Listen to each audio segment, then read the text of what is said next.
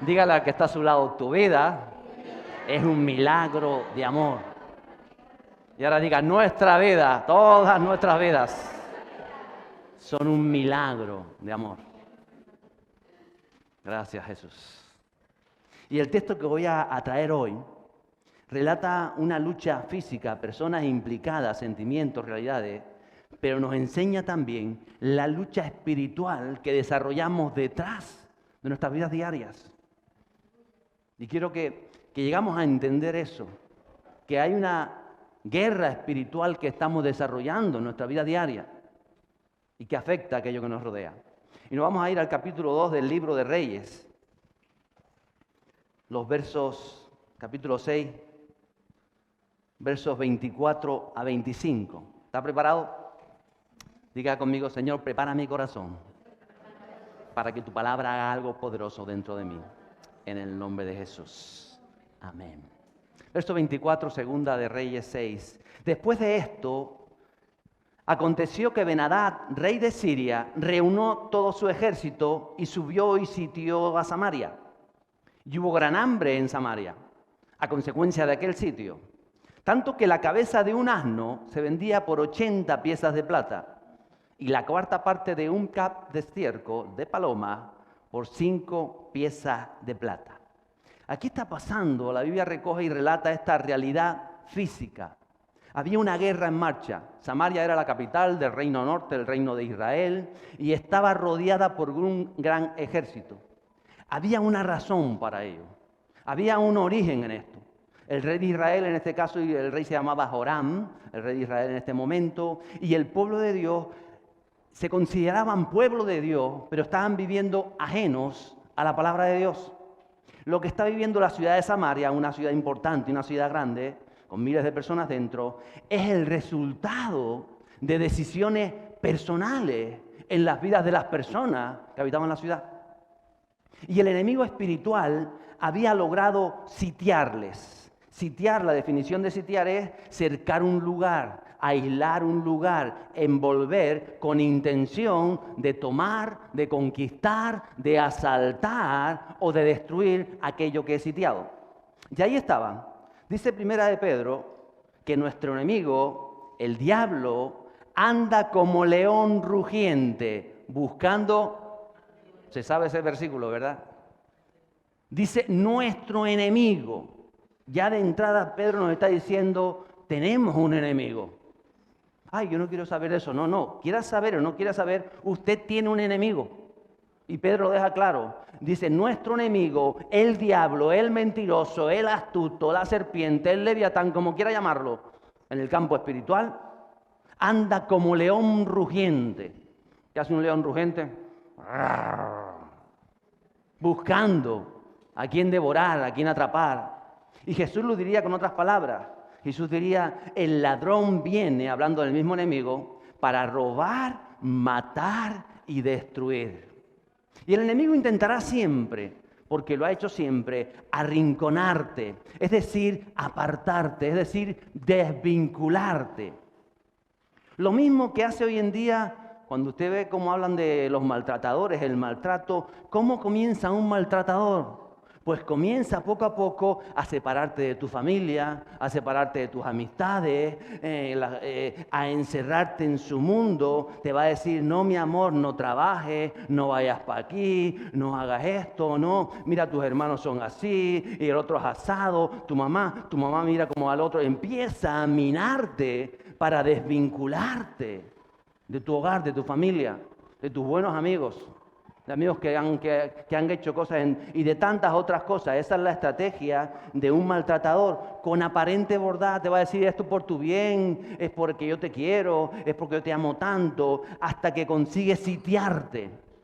Te separa de tu entorno social, te separa de tu entorno familiar. Muchas veces intenta separar, si estás trabajando, sobre todo especialmente a las mujeres, del entorno económico, incluso mentalmente, emocionalmente, para hacerte dependiente de él. Y una vez que estás en esa situación, que te tiene sitiado, ya empieza a controlar, a manipular y se revela lo que hay en el fondo, en el corazón. Como toda esa estrategia ha sido para hundirte, para atraparte, para esclavizarte, para tratar de suprimirte. Pues si eso lo hace una persona, el diablo es así. Es su estrategia. Él actúa de esa manera. Aprovecha tus heridas, tus caídas, para hacerte sentir muchas veces culpable. Para que digas, no digas, no te fíes, no vayas, no ores. ¿Por qué vas a orar si eres un sinvergüenza? Si Jesús no te va a escuchar porque eres ruin y porque eres 4 veces ruin. ¿Alguna vez le ha pasado? Tú no eres digno de que Jesús te haga, te viene esa voz.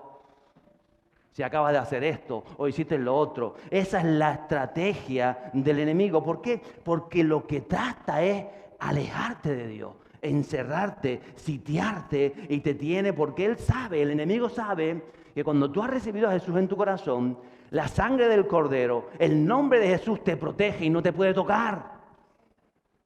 Pero sí te puede cercar, sí te puede asustar, sí te puede amedrentar, y es la forma en que él trabaja. El diablo es así. Por eso Samaria estaba sitiada, estaba rodeada, estaba amenazada.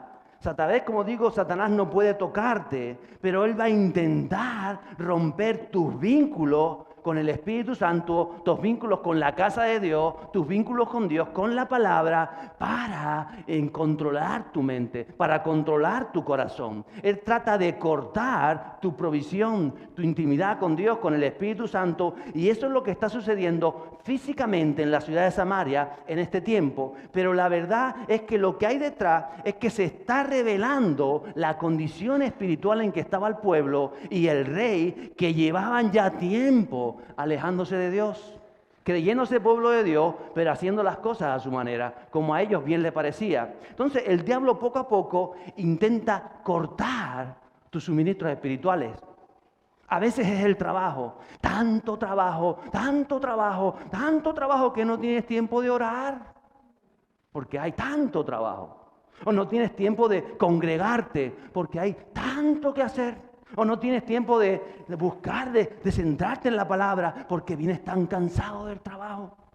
Y ahora es que tuviste que hacer más horas, es que si no, no llegas, es que si no, no das para más. Y pierdes hasta el tiempo de reflexionar tu vida como creyente, porque cada día tenemos que hacer una reflexión como hijos de Dios, como hombres y como mujeres de Dios.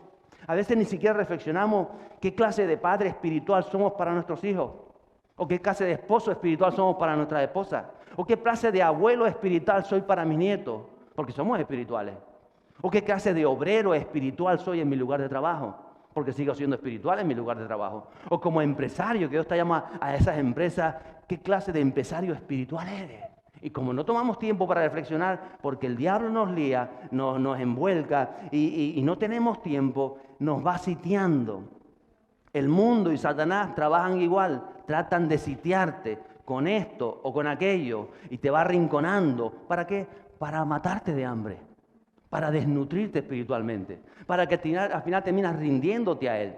Que los problemas, que las preocupaciones, que las situaciones de tu vida, la actitud, las decisiones, los vínculos que estableces con otras personas se opongan a los propósitos de Dios. Entristezcan al Espíritu Santo para él ir sitiándote. Y esa es la vida de Joram, el rey de Israel. Él tenía la autoridad del reino, pero ha estado los últimos años tomando pésimas decisiones. Ha estado estableciendo vínculos que no eran de Dios, ha estado haciendo las cosas a su manera, no escuchó la voz de Dios, no escuchó a los profetas, no obedecía la palabra, o sí la obedecía a medias, porque seguía llegando los sábados y llevando sacrificios al templo, y iba ahí, pero a medias. Por una parte decía que buscaba de Dios, pero en realidad no había entregado su vida a Dios. Y entonces llega a esta posición. Y ahora él se encuentra sitiado y lleva meses y ya escaseaba el alimento y ya hay hambre. ¿Saben lo que es el hambre? A mí me dice la gente, uy, tengo hambre. Yo digo, no, tú tienes ganas de comer. Pocos sabemos lo que es el hambre aquí, o pocos saben lo que es el hambre. Nosotros a veces tenemos ganas de comer, porque lleva 2 horas sin comer y es, uy, tengo gasusa. Porque el pastor hoy se alargó y estoy que me muero, que me como hasta las bolas de Navidad. Puede pasar. Tenemos hambre. ¿O tenemos ganas de comer? El hambre es lo que está viviendo esta gente. que lleva semanas, que lleva meses y empieza a escasear todas las cosas. Pero el hambre es mucho más que allá. El hambre hoy en día no es tanto el alimento porque hay de sobra. Nuestros supermercados están llenos. El hambre hoy es la falta de dirección, la falta de paz, la falta de unción, la falta de sabiduría, la falta de recursos económicos para hacer la voluntad de Dios, la falta emocional. Hay hambre hoy en día de tantas cosas. Hay tanto hambriento. Pero como todos lo accesamos a lo terrenal, si nadie pasa hambre en este país, no estamos hablando del alimento físico. Hay una hambruna tremenda, quizá como nunca ha habido en esta sociedad. Una hambruna tremenda, pero seguimos viendo los valores terrenales y no entendemos dónde nos sumerge la palabra de Dios. Dice en esta ocasión, la cabeza de un asno valía casi 1 kilo de plata. La cabeza de un asno. ¿Alguna vez ha comido los sesos de asno? Uy. Y nombra asno porque el asno en Israel en este tiempo era un animal impuro. Pero aún así, como no había nada, hasta las cosas impuras se las comían. Porque había que hacer algo. 1 kilo de plata por una cabeza de un asno. Pero peor todavía, dice medio kilo de caca de paloma o estiércol de paloma valía 60 gramos de plata. Y dicen los teólogos, unos dicen que, ¿por qué nombra medio kilo de caca de paloma? Dice, porque a veces con la caca de paloma se hacía combustible y tenían que, de alguna manera, tener energía. Y de otra manera es que decían que como la caca de paloma es tan fructífera, que ellos aprovechaban y tenían sus huertitos o sus macetitas y las ponían ahí porque aceleraba que crecieran las hierbas para poder comerse las hierbas.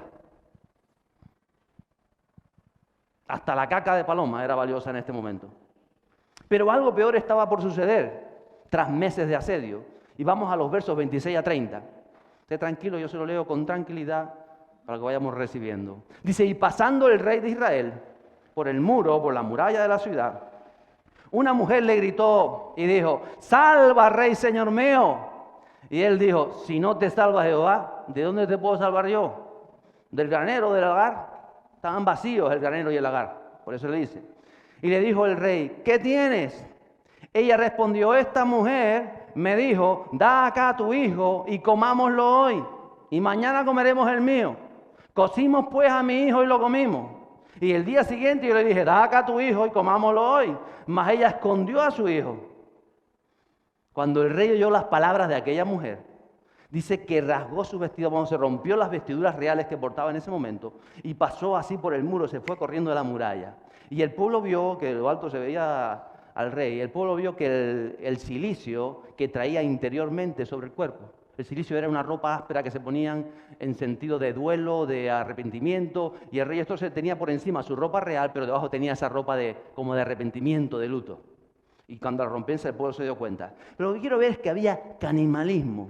Esta gente era gente normal, como usted y como yo, no se crea, de otra época, pero normales, con sentimientos. ¿Sabe que todos tienen sentimientos, verdad? Porque a veces leemos las cosas y decían, no, esta gente era rara. No, los raros somos nosotros. Fíjate, el raro eres tú, el raro eres tú.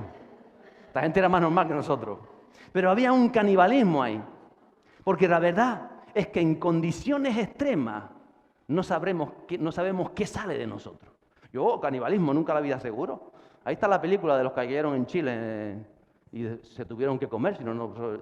Entiendo lo que digo, no sabemos qué sale de nosotros en situaciones extremas. Dios sí sabe lo que sale de nosotros, a qué son propensos nuestros corazones. Esas madres nunca imaginaron que un día se comerían un hijo. Y pero podemos hasta entenderlo. Yo imagino a estas madres, yo las imagino así, en este tiempo la gente tenía muchos hijos, quizás estas madres tenían 6 o 7 chiquillos, o 8 o 9 cada una, y ya llevaban meses sin comer y estaban famélicos, ya se les veían los huesos, posiblemente sus esposos estarían en el campo de batalla, habían perdido la guerra, ya dentro de la ciudad estaban los restos del ejército normalmente, y estaban ahí, estaban solas, y dicen, mira, se nos están muriendo los niños de hambre. ¿Tú cuál es el más débil que tienes? Este no le quedan 3 días de vida. Pues antes de que se muera lo matamos y nos lo comemos. De todas formas, así podemos alimentar a los demás y por lo menos aguarecemos a algunos. Porque uno se pone a pensar cosas, ¿o no? Y eso fue lo que estaba pasando. Comámoslo. Porque a veces la necesidad puede hacer perder el sentido espiritual de las cosas. Nos vuelve insensibles a la palabra y a la voz de Dios. Por supuesto que hoy no hay caníbales, por lo menos en España, que yo sepa. Hoy el canibalismo no está tal. Pero aquí vemos en este principio que hay otra necesidad que muchas veces hace a un creyente agarrar cualquier trabajo sin contar con Dios.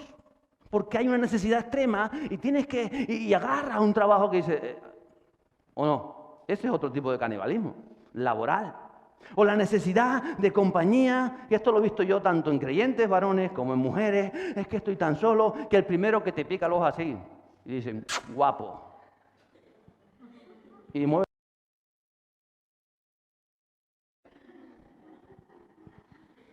¿O no? Porque hay una necesidad de soledad o de compañía y nos agarramos a cualquier cosa. Es otro tipo de canibalismo. No te lo comas. Es que tengo a alguien medio la chuleta por aquí. Mire, hay otras cosas que están hablando de lo mismo. ¿Cuántas veces el padre o la madre o llegas del trabajo y tienes necesidad de tranquilidad? Ay, pero cuando llegas hay un revoltillo en casa, los niños saltando por encima de acá, los otros saltando, y tú le dices, toma, enciéndele el móvil y que se queden tranquilos y que vean lo que quieran, pero que me dejen tranquilo, porque hay una necesidad de tranquilidad. Y te empiezan los niños ahí horas y horas, no saben ni lo... Eso también es canibalismo, porque eso mata a nuestros hijos, en otras palabras. Un descontrol de todas esas cosas. Pero a veces no lo entendemos, aunque está ahí en la palabra. En otras palabras estoy hablando de que nos mueve muchas veces la necesidad. No nos mueve la palabra, no nos mueve la unción, no nos mueve el mensaje, no nos mueve lo que quiere Dios para nosotros, sino simplemente la necesidad.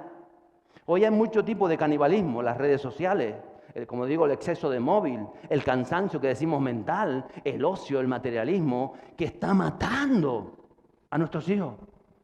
Y nos mata a nosotros como hijos de Dios. Nos desnutre, nos seca, nos aísla en nuestros propios mundos. Y se pierde la conciencia de los propósitos de Dios para nuestras vidas. Y seguimos en esa dinámica sin ser conscientes. Y comenzamos a ver normales, que es lo que estaba sucediendo aquí, las cosas que no son normales. El comerse a un hijo no era normal, ¿o no? Y aquí ella decía, rey, pero es que ahora le toca al hijo de ella. Lo estaban viendo algo normal, en base a su necesidad. No es normal. No es normal estar conectados horas y horas. No es normal. No es normal el no congregarse. No es normal. La gente dice, ay, es normal, yo no me congrego. No es normal. No es lógico. Vamos, no es bíblico. No es normal no tener normas. No, es que le voy a decir si pongo normas. No es normal no tener normas. Usted tiene normas para ir a trabajar, ¿no? Ay, es que si le pongo una norma al empleado, él viene a la hora que le da la gana. Es que si le digo que tiene que estar aquí a las 9, entonces ya es un problema y después se va del trabajo. Usted tiene que estar aquí a las 9. Y si no, no es que se vaya, es que lo he hecho yo. Porque tenemos unas normas en la vida. Hay normas en toda la vida. Tienen que haber normas en la casa. Tienen que haber normas en la iglesia. Tienen que haber normas en su propia vida. Tienen que haber normas. Y ahora parece que nadie quiere poner normas, nadie quiere poner porque la gente... No es normal eso, pero hacemos cosas que no son normales. Ahora vemos normal que todo el mundo opine lo que dé la gana, ¿o no? Ah, porque tengo libertad de opinión. Pues eso no es normal, aunque a nosotros parece que sea normal. Si hay una persona mayor que está diciendo algo y está el niño ahí, pues ya cállese la boca, que hay que respetar a los mayores, ¿o no? No, pues yo quiero opinar. Y si hay alguien hablando por ahí, ¿pero quién soy yo para opinar? ¿Alguien te pidió la opinión? Ahora eso lo vemos normal. Y por eso nos pasamos toda la vida opinando de cosas y lanzando mensajes a las redes, diciendo, pues esto no es así, esto no es así. No es normal. Hay muchas cosas que no son normales, pero que nosotros entendemos que son normales. Cuando el enemigo te comienza a sitiar, empiezas a ver normales cosas que rompen el propósito de Dios en tu vida. Dice el verso 31. Y él dijo, el rey, Joram, así me haga Dios y aún me añada, si la cabeza de Eliseo, hijo de Safat, queda sobre él hoy. La segunda cabeza que mencionamos hoy. Primero fue la cabeza del asno, ¿verdad? Y ahora está la cabeza de Eliseo. Estas cosas, por ahí no voy a entrar porque tiene entera también. El rey se da cuenta de la situación. ¿Cómo es posible, dice el rey, que esta mujer, mi súbdita, me reclame semejante cosa? Es que yo tengo la culpa de lo que está pasando. El rey diría, ¿que soy yo acaso Dios? ¿Qué culpa tengo yo que nos hayan sitiado los enemigos? ¿Puedo hacer yo algo Pues la verdad, rey, sí, usted puede hacer algo. La verdad, sí, usted es responsable. Porque usted ha estado gobernando el reino bajo su manera de ver las cosas. Y eso nos ha traído a esta posición. Sí, porque usted no ha sabido gobernar bien su casa, mi rey. Y usted no ha sabido gobernar bien su matrimonio o su vida. Y eso ha llevado a cabo que ahora esté esta condición de esta manera. Porque el rey conocía los deseos de Dios. Conocemos lo que dice Dios para nuestra vida. Pero a veces no los llevamos a cabo y nos encontramos en conflictos, en situaciones que somos responsables de ellas. Pero según el rey, él no tiene ninguna responsabilidad. Yo quién soy, ni que yo fuera Dios para arreglar las cosas. Porque la culpa, diga conmigo, la culpa siempre es del otro. ¿O no? La culpa siempre es del otro. Y si alguna vez reconocemos que es nuestra, que ya es difícil, bueno, un poquitito de culpa, porque a veces tenemos un poquitito. Aunque tengas el 100%, tú vas a decir, no, un poquitito de culpa. Entonces inventamos una excusa. Porque si la culpa es mía, es porque mi padre me enseñó, pero si tu padre no, pero es porque no. Nos cuesta reconocer las culpas, ¿verdad? A este hombre le cuesta. Este hombre no fue capaz de decir, bueno, yo no he sido capaz de corregir, de comunicar, de humillarme, de creer, de ser paciente, de orar, de luchar, de perseverar en la dirección de Dios. Pero no, la culpa es del jefe, la culpa es del compañero de trabajo que la tiene que cuidar con usted. Yo he visto esta mucho. Mi hijo es un cielo, porque mi hijo es un cielo. La culpa son los amigos de mi hijo. ¿Ves que se juntó con una gente? La culpa es de ellos, ¿o no? ¿Cuántas veces lo ha pensado? Y tú no, yo no, si yo soy perfecto. Yo a mi hijo No. Tenemos que empezar reconociendo nuestra responsabilidad en la vida, como hombres y como mujeres de Dios. El rey piensa, fíjese lo que piensa él, que la culpa era del profeta. Está en aquella situación, dice, ¿qué hacemos? ¿Qué hago? ¿De quién es la culpa? Y como era el rey, ¿a quién le va a echar la culpa? Al gobierno no se la puede echar porque eres el rey. ¿A quién se la echa? ¿Al profeta?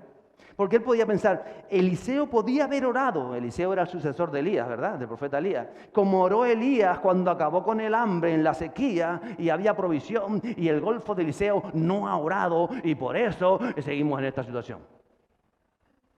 O podía haber dicho, Moisés mandó unos ángeles y acabaron con él. Él oraba y los de Amalek fueron. Entonces él estaba diciendo la culpa de que Dios no haga nada y que no acabe con esta tragedia, que se estén comiendo a los niños, tiene que ser de Dios. Pero como Dios no lo pudo cortar la cabeza, Eliseo, que es el que está aquí en nombre de Dios. ¿De quién es la culpa? Dijo el rey. De Eliseo. Y se juro que le voy a cortar la cabeza a Eliseo. ¿O no?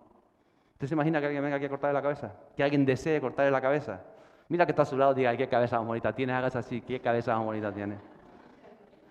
Gracias a Dios nadie quiere cortarnos la cabeza. ¿Y sabe lo que me sorprende? ¿Por qué piensa el rey así? Porque el rey creyó que él había cumplido con Dios. Él dice, no, ya yo le pedí perdón a Dios. Yo sé que había hecho las cosas mal. Él se había puesto el cilicio, por eso lo menciona la Biblia. Él se había puesto su ropa de duelo, su ropa en señal de arrepentimiento y se la puso tal. Pero la verdad que no se había arrepentido de corazón. Había hecho todo lo que hacemos muchas veces, el ritual. Es decir, no, sí, ya yo pedí perdón. No, sí, ya yo me arrepentí. Pero no se había arrepentido. Porque si se hubiera arrepentido el rey, si hubiese sido un arrepentimiento genuino, un arrepentimiento real, hubiese reflexionado en sus decisiones y cuando ve aquella situación con aquellas mujeres y con el niño, él hubiese dicho, Señor, perdóname. Señor, ayúdame, mira dónde he traído a mi pueblo, mira dónde he traído a mi familia, mira dónde he traído esta condición, perdóname, Señor. Entiendo que mis decisiones, el no ejercer mi autoridad como rey, como padre, como esposo, como hijo, como creyente, ha provocado que estas madres se estén comiendo a su hijo. Ayúdame, Señor, de verdad que lo siento, lo haré mejor la próxima vez. Ayúdame, sácame de esta, Señor, que yo entiendo ya el mensaje, yo voy a cambiar completamente, yo voy a hacer una... Pero eso no es lo que hizo el rey.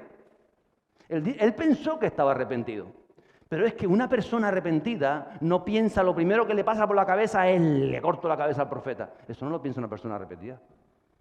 Por eso no había un arrepentimiento en su corazón. Nuestros frutos siempre van a revelar si de verdad nos hemos arrepentido. Siempre. Usted puede decir, yo estoy tan arrepentido y yo he pedido perdón. Tu fruto tu fruto, van a revelarle al mundo. Y si te pones un espejo a ti mismo, si tú verdaderamente te has arrepentido. Nuestros frutos revelan nuestra condición espiritual. Dice el verso 32, y Eliseo estaba sentado en su casa. ¿Dónde estaba Eliseo? En su casa. Y con él estaban sentados los ancianos. Note esto, estaban sentados los ancianos. Y el rey envió a él un hombre, un soldado, dice en otras traducciones. Mas antes que el mensajero viniese a él, dijo Eliseo a los ancianos, ¿no habéis visto cómo este hijo de homicida envía a cortarme la cabeza? Mira pues, y cuando viniera el mensajero, cerrad la puerta e impedirle la entrada. ¿No se oye tras él el ruido de los pasos de su amo? Antes de llegar ya Eliseo sabe lo que está programado. Se me mandó al soldado que viene a cortarme la cabeza, pero está tan mosqueado el rey que mandó al soldado y viene detrás de él. Él lo sabe. Y Eliseo está ahí sentado a la mesa. Por supuesto no estaba comiendo, porque no había comida en Samaria. ¿Qué estaría alguien sentado a la mesa con los ancianos, con la gente sabia del lugar? ¿Qué estaría haciendo en una condición así? ¿Usted qué cree? Yo pienso que él estaría ahí orando o hablando o intercediendo o diciendo, mira la solución, pero mira, estamos aquí y hay que avanzar y vamos a ver qué quiere hacer Dios. Y estaba ahí con los ancianos. En esos duros momentos, Eliseo se rodea de gente de reino y sabe que Dios le guarda. Dice, ay, vienen a cortarme la cabeza, pero yo sé que me guarda. Eliseo también vive en Samaria. Eliseo también está pasando hambre y problemas. Y él está viendo todo lo que está aconteciendo a su alrededor. Es más aún, porque ahora Eliseo no solamente tiene los problemas de los de fuera de la ciudad, sino que el propio rey, en la propia dentro de Samaria, quiere cortarle la cabeza. ¿Tendrá más problemas que usted o no? ¿Alguien le quiere cortar la cabeza a usted? Santo. Sergio, no, ¿verdad? Uy. ¿Usted quién quiere que tenía más problemas, usted o Eliseo?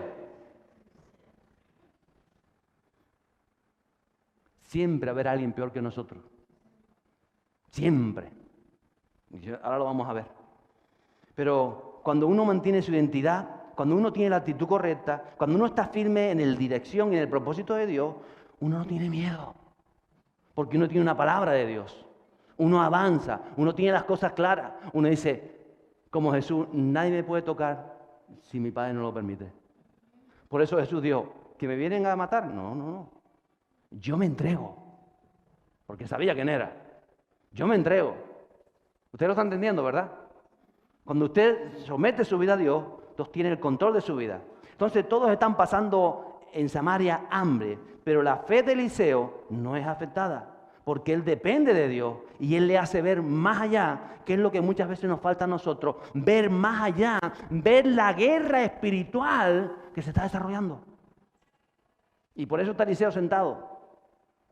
Un hombre y una mujer de Dios siempre tendrán una palabra de Dios en el momento oportuno. Jesús lo diría con estas palabras, cuando os acosen, cuando vayan a por ustedes, no se preocupen por cómo que habléis.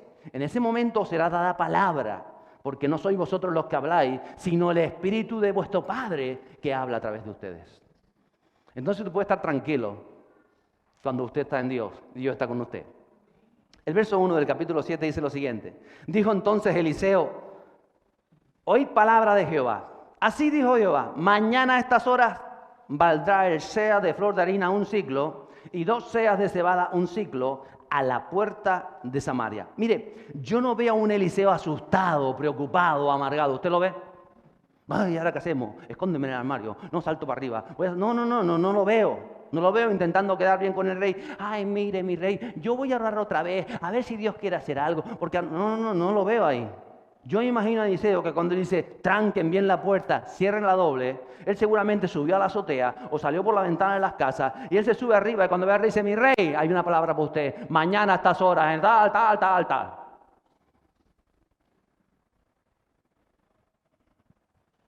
En otras palabras está diciendo, en 24 horas, en la puerta de Samaria, en la puerta de las ciudades, en las afueras de las puertas era donde aquel tiempo se hacían los mercados, donde la gente llevaba las cosechas, llevaban los animales, llevaban todo ahí en las puertas de las grandes ciudades, se abrían las puertas y la gente comenzaba a comprar. Ahí estaba, dice, mañana, en la puerta de la ciudad, donde se hacía el mercado, y él dice, yo se lo traduje al castellano, 8 kilos de harina valdrán 11 gramos de plata.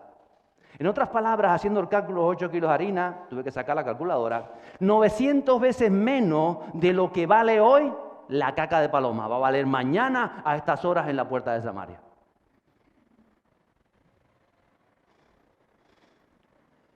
En menos de 24 horas, está diciendo el rey, va a acabar el hambre y el comercio volverá a la ciudad de Samaria. Una palabra de esperanza, una palabra de fe, una palabra de provisión. ¿Alguien puede creerlo? Que mañana Dios quiera hacer grandes cosas en tu vida. ¿Tú puedes creerlo? ¿Tú puedes decir Dios quiere hacer grandes cosas en mi vida? Dios es mi proveedor. ¿Lo puedes decir conmigo? Dios es mi proveedor. Dice el verso 2. Y un príncipe, sobre cuyo brazo el rey se apoyaba, respondió al varón de Dios y dijo: si Jehová hiciese ahora ventanas en el cielo, ¿sería esto así?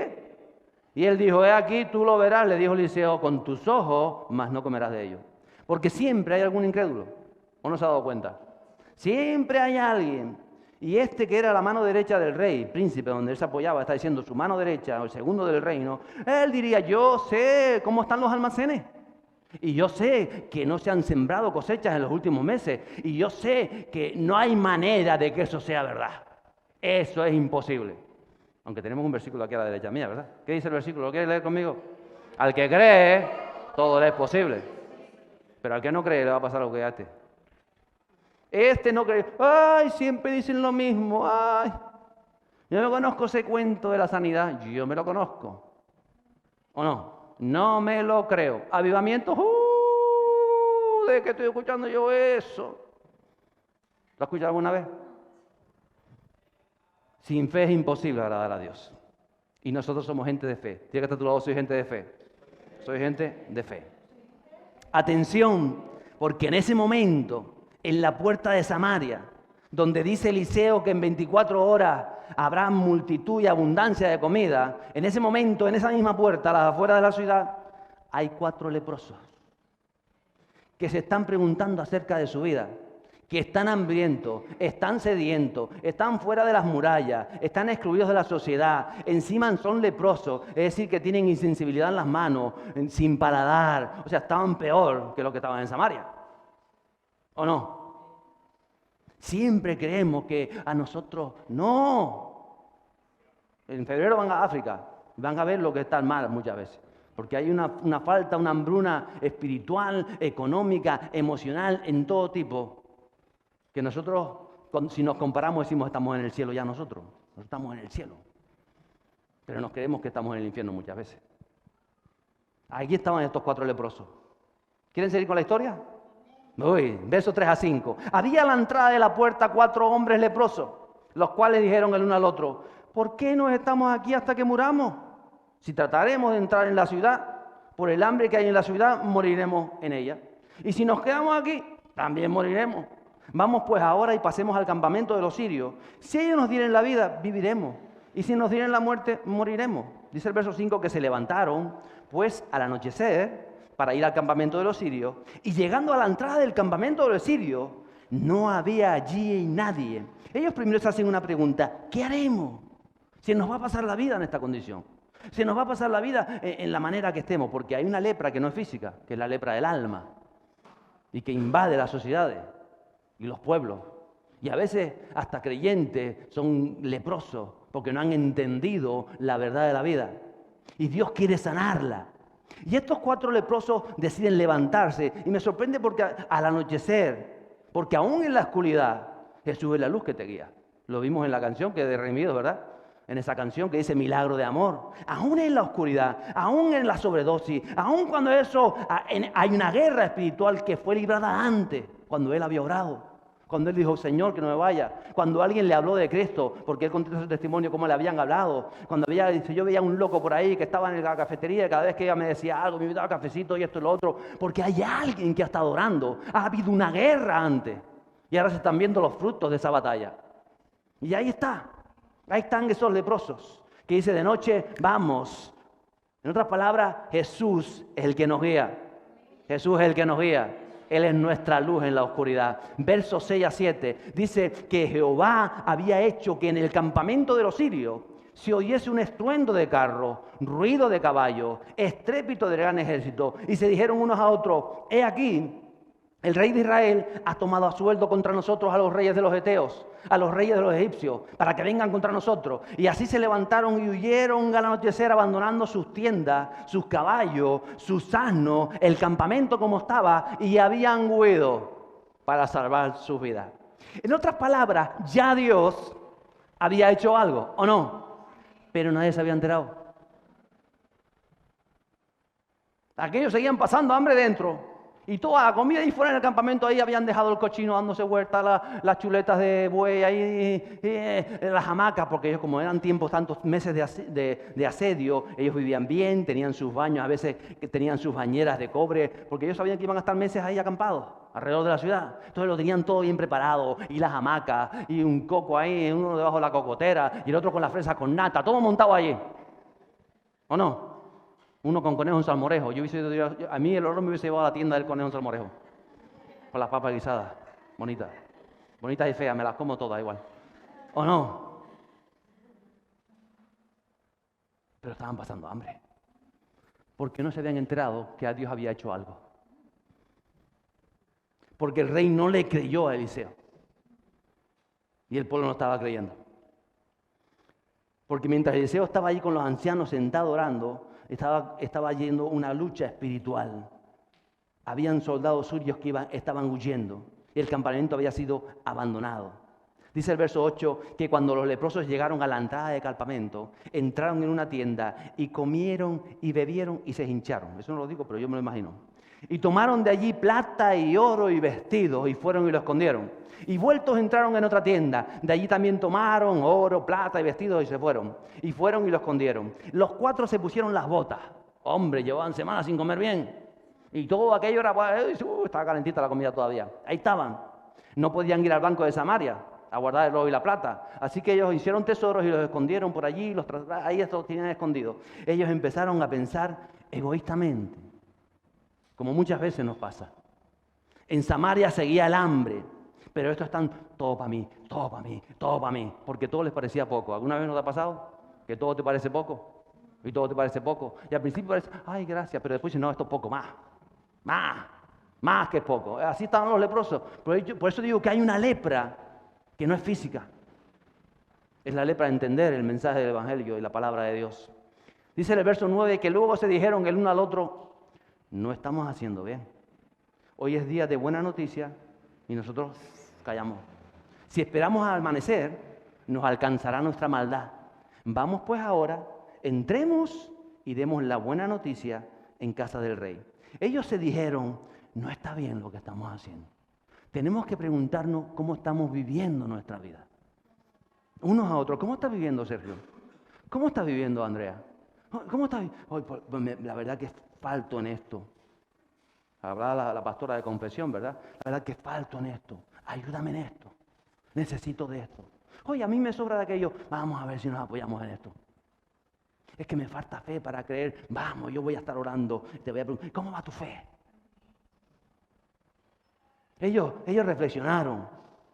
Vuelvo y digo, a veces el mundo no te deja reflexionar, no deja que piense. Ellos reflexionaron.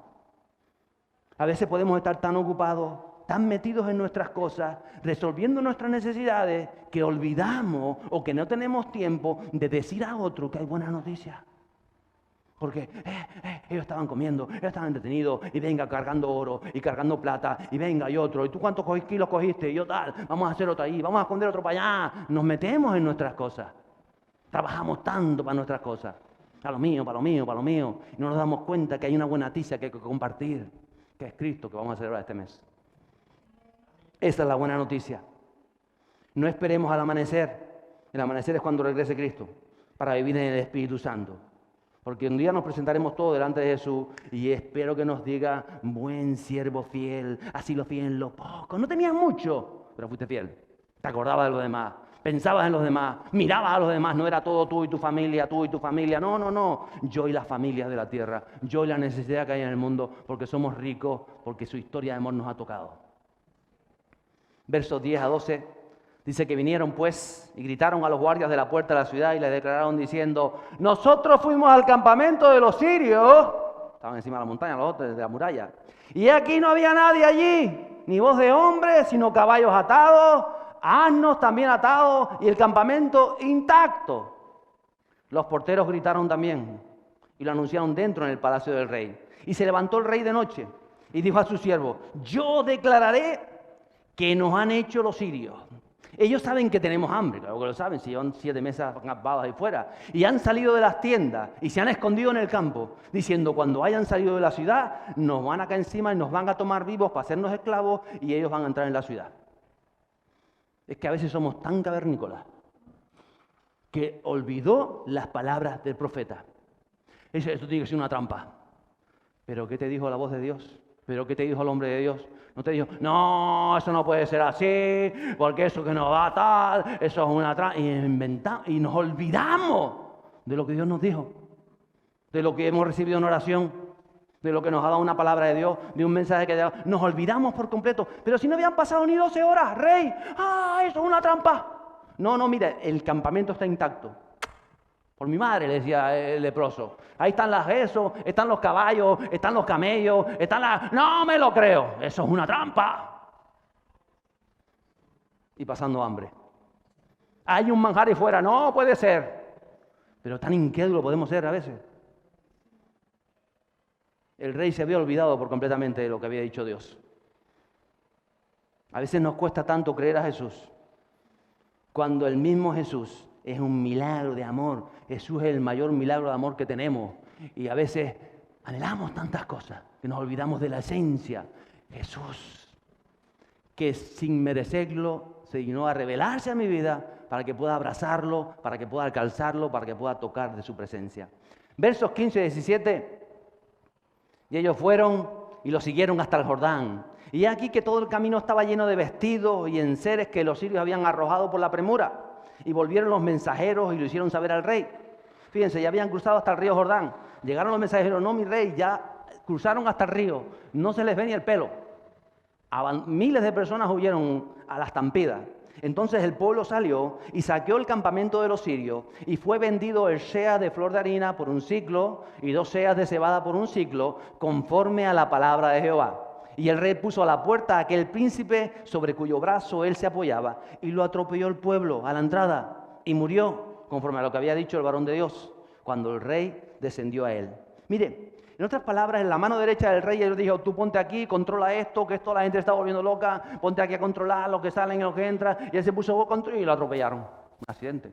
Pues la gente, cuando se enteró que había comida, eso corrieron como locos. Lo atropellaron. ¿O no? ¿Pero por qué lo atropellaron? ¿Por la gente o por su incredulidad? Usted entiende que todo es espiritual, que eso ya estaba marcado de antes, que en su vida lo que usted está viviendo hoy es lo que usted ha marcado ayer. Y si no entendemos eso, hoy vamos a vivir terrenales. Pero es que la vida de hoy es el resultado de mi decisión de ayer, de mi decisión de hace un mes, de lo que yo le creo a Dios o he dejado de creerle. Y por eso, aunque la situación estaba difícil, aunque había una hambruna tremenda, había un hombre de Dios y había unos ancianos de Dios que decían: tranquilos, porque Dios tiene el control. Y al momento oportuno, Dios va a hacer la obra. Dios va a hacer la obra. ¿Usted lo cree? Mira que Dios va a hacer la obra. Entonces, ¿yo qué hago? Tranquilo, denle un aplauso a él. Tranquilo. Gracias, Espíritu Santo. Gracias, Jesús. Dios va a hacer la obra en el momento oportuno, pero usted tiene que creerla. Y usted tiene que vivir ya anticipando ese momento. Usted no puede vivir angustiado, fracasado, amargado. Usted tiene que anticipar el momento. No. Pero es un momento de apagar el móvil ahora y de centrarme en buscar de tu presencia. En buscar más de ti, en anhelarte, en sentarme y decir: no, yo sé que tengo mucho trabajo, yo sé que tengo mucho lío, pero yo voy a tener un tiempo para la presencia de mi Dios, porque eres el que me da vida. Ya puede moverse de esto y puede moverse de lo otro, y ya puede decir: no, lo que tú me quieras decir, pero yo voy a apartar un tiempo para Dios, porque eres el que me sostiene. No me sostiene una nómina, no me sostiene esto, no me sostiene aquello, me sostiene mi Dios, que me da el poder de poder trabajar, que me da la autoridad para hacer las cosas en su nombre. Me sostiene mi Dios. Y cuando entendemos eso, vemos a un Eliseo que al que amenazan la cabeza y le van a cortar la cabeza, no ha llegado mi momento. Por eso, mire mi rey, esto, esto y esto. Y se mete otra vez en su casa y ya está. Y el rey se fue mosqueado, imagino. Y él sigue en su casa y dice, Señor, ahora cumple la palabra que me ha sido dada por profecía, cumple, y se estaba cumpliendo. Verso 18, con esto quiero terminar el día de hoy. Aconteció pues, de la manera que el varón de Dios había hablado al rey diciendo, 2 seas de cebada por un siclo, y el sea de flor de harina será vendido por un siclo mañana a estas horas a la puerta de Samaria. Te voy a decir que lo que Dios dice lo cumple. Lo que Dios dice lo cumple. Siempre que hay alguien de fe que se agarra a la palabra. Y como tú vives, tú mismo tienes que saber si eres esa persona de fe que has agarrado la palabra. Tus mismas acciones, tus mismas decisiones, tus frutos te van a revelar a ti si eres esa hombre, esa mujer de fe que agarra la palabra y que sigue adelante en la proyección de la palabra que te ha dado. Ok, den un aplauso a él fuerte porque ahí lo hace. Gracias, Jesús. Gracias, Jesús. Gracias, Espíritu Santo. Y que en los momentos difíciles, que podamos ser como Eliseo, que podamos estar sentados con hombres y con mujeres de Dios, con mujeres de fe, donde podamos hablar, donde podamos interceder, donde podamos esperar, decir, hay un milagro para tu vida, hay un milagro de amor, porque ya somos el mayor milagro que tenemos, de haber conocido a Jesús en nuestra vida. Dios conoce el mañana, ¿usted lo sabe? Dios conoce el mañana. ¿Usted conoce el mañana? Pero Dios conoce el mañana. Él sabe en qué momento va a obrar de manera sobrenatural. Él lo sabe. Usted no lo sabe. Yo no lo sé, pero Él lo sabe. La pregunta es si usted va a alcanzar hasta ese momento o se va a hundir antes. Esa es la gran pregunta y la gran batalla que tenemos que luchar con nosotros mismos. Si vamos a seguir confiados, si vamos a seguir adelante, si vamos a decir en su palabra, diciendo, no, yo sé que me está diciendo, haz esto, porque si no te falta esto y te falta aquello, pero yo voy a hacer esto, porque la palabra me dice esto. Y parece, no, pero vas a caer si sigo por aquí. No voy a caer. Y si usted sigue por ahí, de pronto aparecerá algo sobrenaturalmente y hará lo que usted no puede hacer. ¿Quién lo hace? El Santo Espíritu de Dios.